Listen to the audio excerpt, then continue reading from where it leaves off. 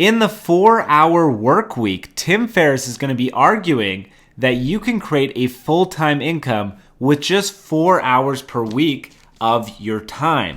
Now, this is teaching you something that you didn't learn in school, which means that after you graduate high school or graduate university, you do not need to get a job where you work 40 or more hours per week to make a sustainable living wage. On my blog at brendonmace.com, I share my income reports every single month. So if you've been following me for a while now, you know that I make around $7,000 to $10,000 every month. Well, how much time does it take me to make that kind of income? The answer is that my business really only takes about 10 to 20 minutes per day to maintain. So if I didn't care about growing my business, it would really only take me about 10 to 20 minutes and I'd still make that $7,000 to $10,000 per month income stream. However, if I wanted to grow my business, the growth comes in the extra time that I spend. But still, the idea that you can spend 4 hours per week and still get a sustainable living wage is 100% possible. So do not believe the doubters out there that say that the 4-hour work week is not possible. Believe me, the 2-hour work week is possible. But what are the challenges to a 4-hour work week? Because it sounds great. I'm sure that most people that see the book, The 4-Hour Work Week, or they hear about it, think that this is an amazing fantasy that must be just a beautiful, beautiful lifestyle. Well, the reality is that there's really two challenges. The first challenge is you're not going to be able to start a business with just 4 hours and grow it into a sustainable income stream. So when Tim Ferriss says that you can have a 4-hour work week, you really have to build up to the point where you can just lay back and let the automated processes take their course.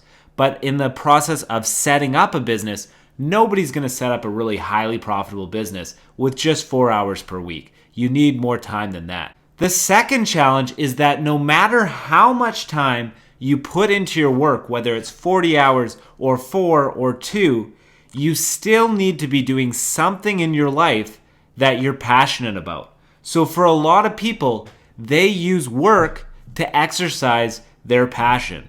So let's say, for example, that you're a high school teacher, right? And you're teaching the kids. Sure, your salary might only be $40,000 per year and you'd be working long hours.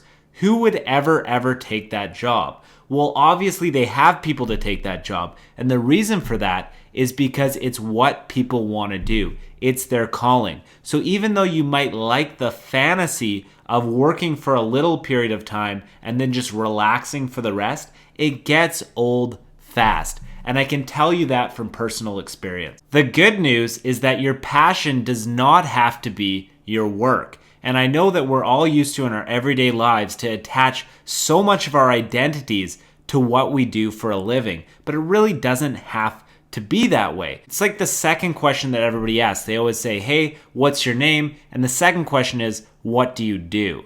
And when people ask, what do you do? They're not really saying, what are the kind of activities that you like to do? What have you read? What are your hobbies? What they're really asking is, what is your occupation? And that's the sad reality of the world that we live in. Now, if you do manage to break through and you create a 4-hour work week type business, which is entirely possible, I've done it myself, then you're going to have a heck of a lot of extra time to spend your life trying to find your passion.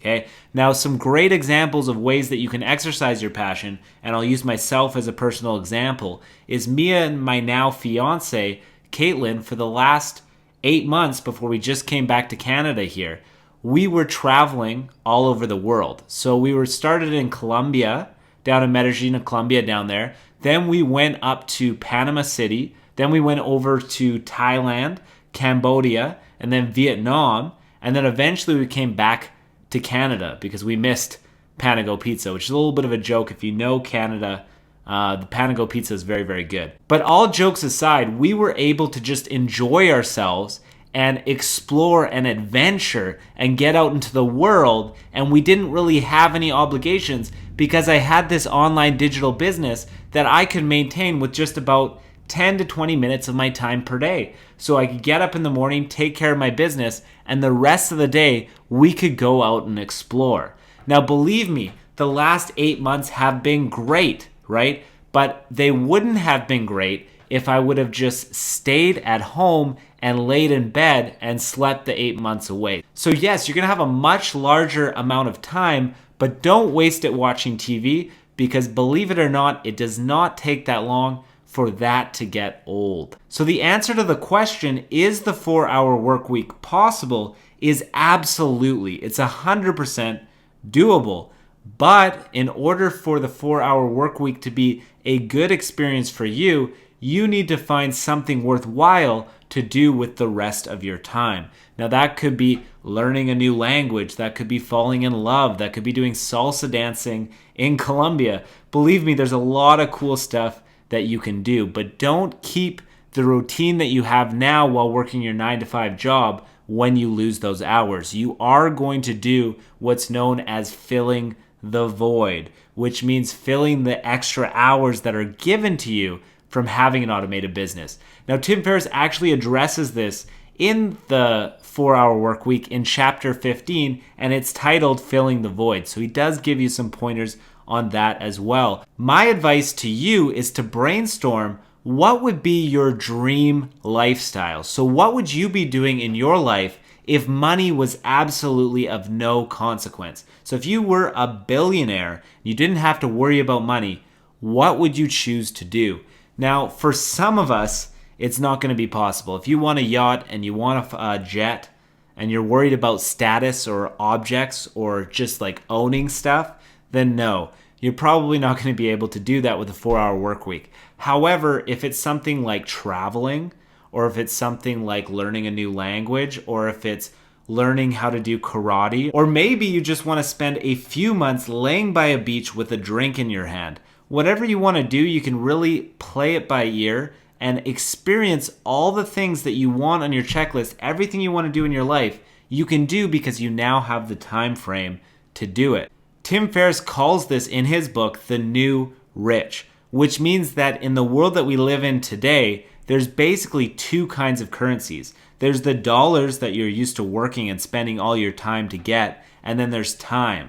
So somebody who makes $150,000, $200,000 per year might or might not be considered a part of the new rich if they don't have any time. So if you have to work 70-hour work weeks to be able to make a big amount of money, then you're not rich according to Tim Ferriss's new rich, because you're using all your time. Sure, you're collecting money, but you don't really have anything to spend that money on because you don't have the time to enjoy it.